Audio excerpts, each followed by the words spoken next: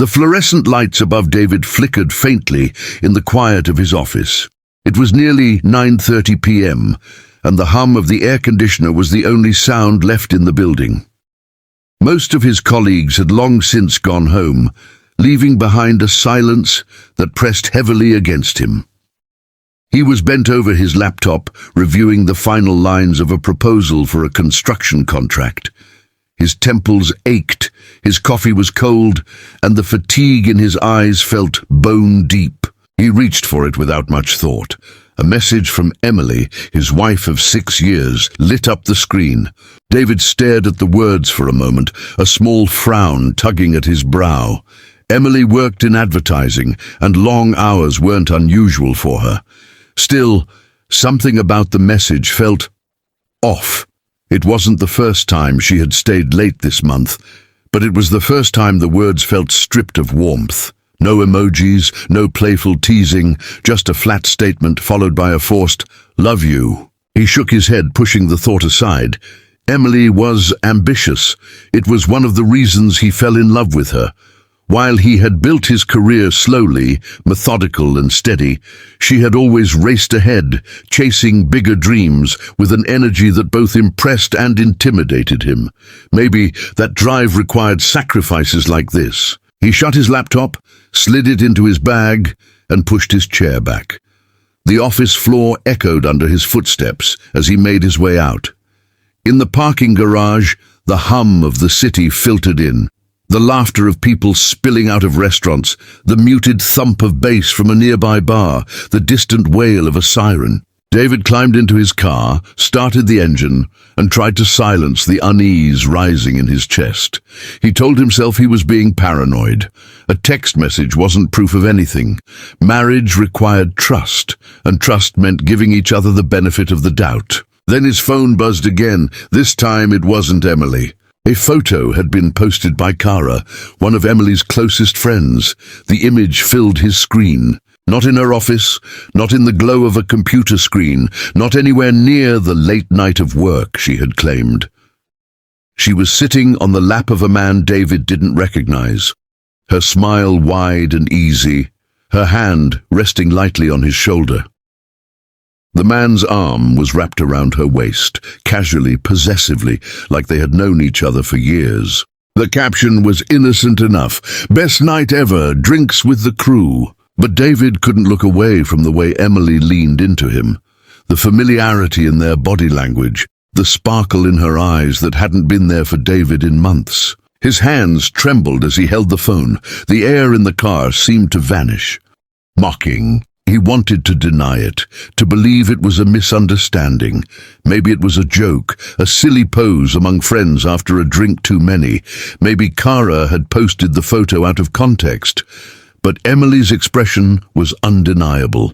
That wasn't the smile of someone caught off guard. It was the smile of someone comfortable, someone invested in the moment. David sat there for what felt like hours, the car idling beneath him. A storm of emotions churned inside, hurt, anger, confusion, disbelief. He had trusted her. He had built his life with her. He had defended her ambition when friends said she was too cold, too career-driven, too focused on herself. And now she had sent him a lie while she was laughing in another man's arms. He wanted to call her, to confront her immediately, to demand an explanation, even if it tore his heart apart to hear it. But his gut told him not to. Not yet. If he called, she would deny, deflect, spin a story he wasn't ready to unravel. He needed clarity, not excuses. Instead, David pulled out of the garage and drove aimlessly. The city lights blurred past, neon streaks against the night. He passed restaurants where couples dined, bars alive with music, sidewalks buzzing with people who looked carefree. He envied them. To them, this was just another night. To him, it was the night everything cracked. Finally, he pulled into a quiet diner on the edge of town, the kind of place with peeling vinyl booths, chipped mugs, and a waitress who had worked there so long she didn't need to ask for orders. She just knew. David slid into a corner booth, ordered a black coffee, and sat in silence. He pulled his phone back out, staring again at the photo. His chest tightened. He remembered the first time he saw Emily back in Nashville. She was at a mutual friend's wedding, her laughter filling the room, her confidence magnetic. He had been shy, almost intimidated, but she had drawn him out. They danced until midnight, and by the end of that night, he knew he was already in love. He thought of their wedding 2 years later, the way her veil fluttered in the summer breeze, the tears in her eyes as she whispered her vows. He thought of the house they bought in a quiet suburb outside Chicago, the backyard she filled with flowers, the evenings they spent talking about someday they'd travel, someday they'd have kids, someday they'd retire to the mountains. Now all those some days felt fragile, like a glass vase dangling over concrete, one careless hand away from shattering. His phone buzzed again. He flinched, nearly spilling his coffee. David stared at it, his jaw tightening, exhausted. The word cut into him like a blade. Exhausted from what? Drinks? Laughter? Sitting on another man's lap? He set the phone down and pressed his palms against his eyes, breathing hard. She would be walking into their home soon, smiling tiredly, kissing his cheek, pretending nothing happened. He would be expected to play along, to accept the lie. And in that moment, David made a choice. He wouldn't confront her yet. Not tonight. He needed to know the truth, the whole truth, before he said a word. David didn't go straight home that night. Instead, he drove through the empty Chicago streets, letting the hours slip past. Midnight came and went, and by the time he finally pulled into their driveway, the lights inside were already out. Emily's car was there. She was home, tucked safely into their bed, wrapped in the comfort of a lie. David sat in the car a long time, staring at the dark windows of the house they had bought together, the home they had once called their forever place. It looked different now, less like a dream, more like a stage set for a play he hadn't agreed to act in. He unlocked the front door quietly, slipped inside, and stood in the living room. Emily's shoes were by the mat. Her bag was tossed carelessly on the couch. He stared at it for a long moment, debating whether to look through it, then stopped himself. No, he thought. If he crossed that line, he would become someone else entirely. Instead, he walked upstairs, opened the bedroom door, and saw her. Emily was curled on her side, facing away from him, breathing evenly. She looked peaceful, innocent, like the woman he had fallen in love with. But the image on Kara's Facebook post burned behind his eyes. The two Emilys clashed violently in his mind, the devoted wife in their bed and the laughing woman in another man's arms. He didn't sleep that night. He lay awake, staring at the ceiling, replaying everything in his head until dawn. The next morning, Emily moved around the kitchen as if nothing were wrong. Her hair was still slightly tousled from sleep, and she wore the robe David had bought her last Christmas. "Morning," she said casually, pouring herself coffee.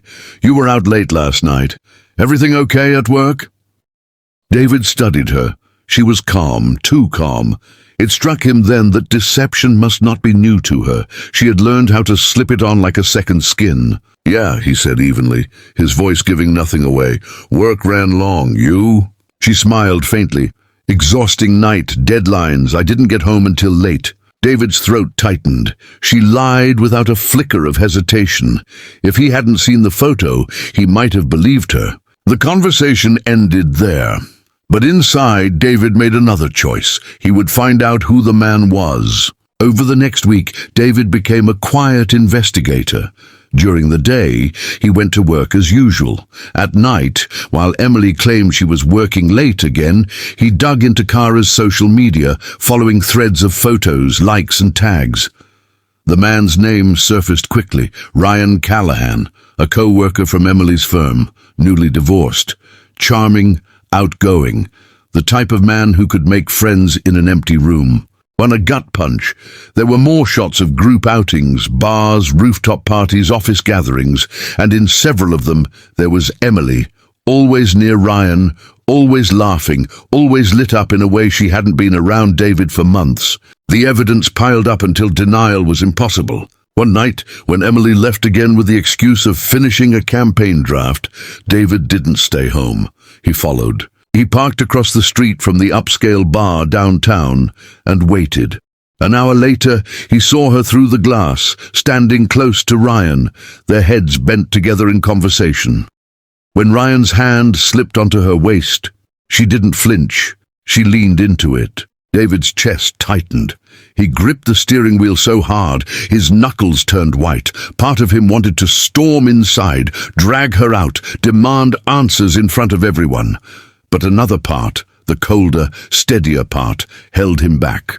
Emily came in after midnight, humming softly as she kicked off her heels. She jumped slightly when she saw David sitting in the dark. "Jesus, you scared me," she said, flicking on the lamp. David didn't move. "How was work?" She froze for just a fraction of a second. So brief most wouldn't notice, but David did. Then she smiled. "Busy, draining. I'm running on fumes." David leaned forward. His voice was quiet but sharp as glass. "Funny. I always thought deadlines looked a lot different than Ryan Callahan's hand on your waist." The color drained from her face. He watched her eyes dart, searching for a story, an escape.